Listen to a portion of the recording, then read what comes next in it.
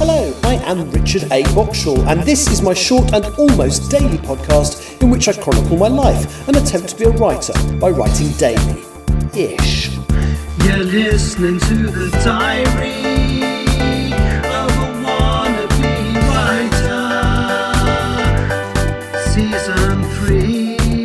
Hello, today is Thursday, the 30th of July 2026. I keep thinking it's 2027. I'm leaping forward a year, but as we all know, the world will have ended by then. So, that's probably a foolish thing to wish.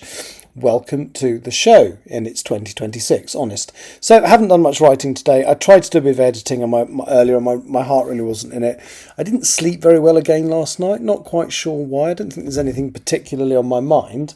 So I just allowed myself a lazy day today. I'm very, very stuck in the world of Dune at the moment. So you've known over the last few days I've read the first Dune book. Well, over the last week or so I read the book.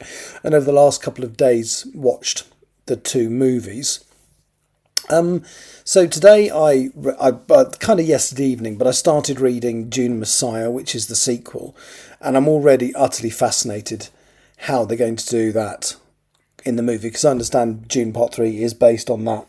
So that's going to be very interesting. But the other thing I did yesterday was ordered the original 1984 Dune movie, the one directed by David Lynch and starring Kyle MacLachlan. Now, for those of you who don't know, he played Agent Dale Cooper. He's most famous for playing Agent Dale Cooper in Twin Peaks.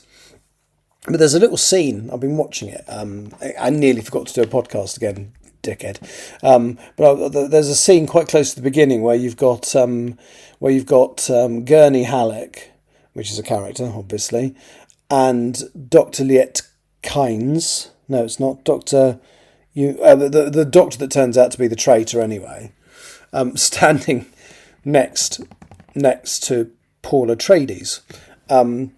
But to someone who loves 80s television, which I quite do, I'm not seeing three characters from Dune. I'm seeing Captain Picard standing next to Agent Cooper from Twin Peaks, standing next to the guy from Quantum Leap. Because there's a bit where they go, how do you know this? How do you know this? And you're expecting him to go, well, Ziggy says there's a 30% chance. Yeah, I'm very sad. But I quite enjoyed that. So it's a very, very different movie in tone to the ultra serious ones that I've just watched. I mean, it's not that it's not serious, but it's a very 80s movie. They tell the whole book in 2 hours and 16 minutes, which means they're going to have to cut a hell of a lot of stuff out. And I'm already thinking that the casting in the later version is much, much better than the opening scene. It feels like it's a scene from the beginning of Dune Messiah that I've just read, because you've got this. Well, it's an alien in this. In the book, it's a man floating around in an orange mist in a tank. But in the film, it's an alien thing. So yeah, it's all rather okay. The other thing I've done today is a little while ago I bought beautiful Folio Society complete Shakespeare in beautiful cloth bound, absolutely stunning thing, broken into these 3 hardback volumes, and I've been meaning to watch them and go through the plays in alphabetical order. And I think the one I've already watched is All's Well That Ends Well. It's certainly one that begins with an A.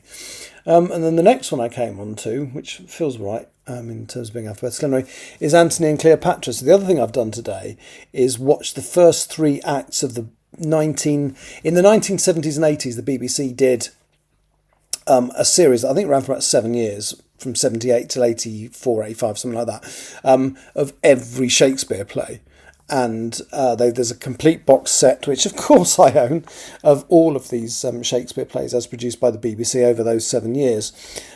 So what I've been doing is I've been reading, having this beautiful Folio Society book out and reading the play whilst half watching, half reading Anthony and Cleopatra. And all I can say is, Anthony's a bit of a dickhead, isn't he? So I've still got 2 acts of that to read, but something I'm going to be doing hopefully in the near future is, there's a friend of mine, my London friend, who really likes doing sort of outdoorsy stuff, where Kew Gardens do this Theatre on Kew, where every year they do a different Shakespeare play. So last year we went to see Macbeth. This year's one is Twelfth Night.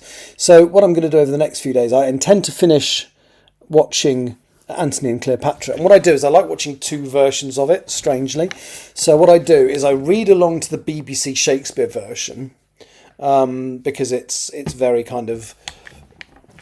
It's very formal the way they did it. They're good, but they're a very literal adaptation. So I will watch that as I read it.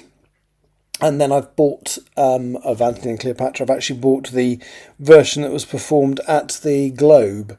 So they video a lot of their productions. So that's good. So that I will finish in the next so I'll finish reading and watching the BBC version over the next day or two, and then I shall watch the Globe version without the text in front of me, because by then I know what's going on. But then the other thing I'm going to do is Twelfth Night. So I already have the BBC version of Twelfth Night. So at some point again over the next week, I will read Twelfth Night with watch Twelfth Night with the text in front of me, the Radio Society version, and then watch the Globe version, which will then leave me ready to watch the live version in queue. I do make my life complicated, don't I? So yes, no writing, just a bit of mulling over bits and pieces from the meeting yesterday. I so wish I'd asked if I could talk about it, but as I said, I forgot. So yeah, that's sort of going across my mind. And hopefully I'll get some writing done in the next few days. But anyway, so it's been a very Dune Shakespearean kind of day, only with red wine. Thank you for listening. Take care. Bye-bye. You have been listening to The Diary of a Wannabe Writer, presented by me, Richard A. Boxall. Thank you for tuning in to my cogitative considerations, and if you'd like to know more about me or my projects, visit my link tree on linktr.ee/Richard Writes. Capital R, capital W. Thank you for listening.